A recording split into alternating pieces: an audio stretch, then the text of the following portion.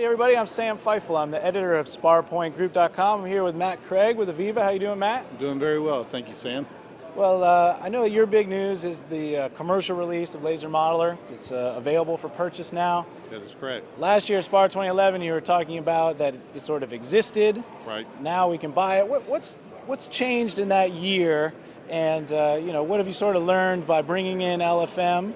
And what are the sort of big selling points for why anybody would want to actually now purchase Laser Modeler?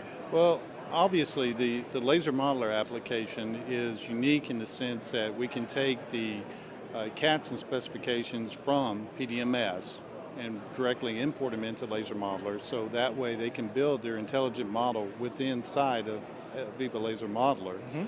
And then just actually export the macro right back into PDMS, which is full intelligence, which eliminates the need to create a dumb model and then trace over it with PDMS. Well, exactly. I mean, that's a theme that I'm hearing at SPAR is, why are we bringing this into CAD?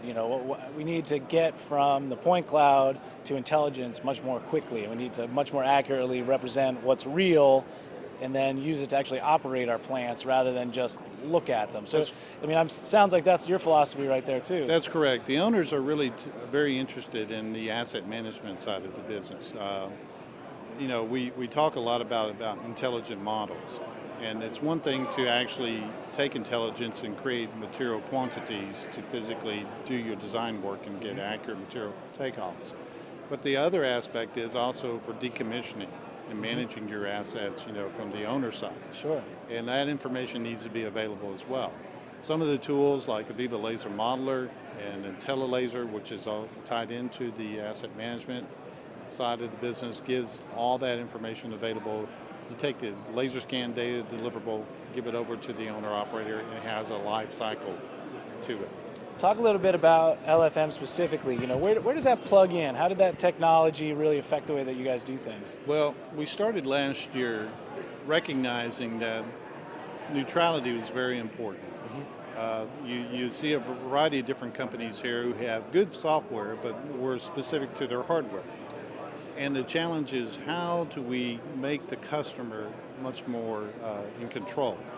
And we recognize that the neutrality side. So what the very fundamental philosophy of LFM is, it's open on the inputs, which means we can take any scan hardware data and work with any of the CAD software tools. Now, right now, we're currently working with Bentley, Autodesk, Intergraph, and Aviva, obviously. Yep. And we're going to maintain with that neutrality. The acquisition of Aviva, the LFM software, Aviva recognized the importance of having that neutrality, is why we set up the LFM Limited Software, LFM Software Limited Group. Sure. And we're going to continue that process down the road.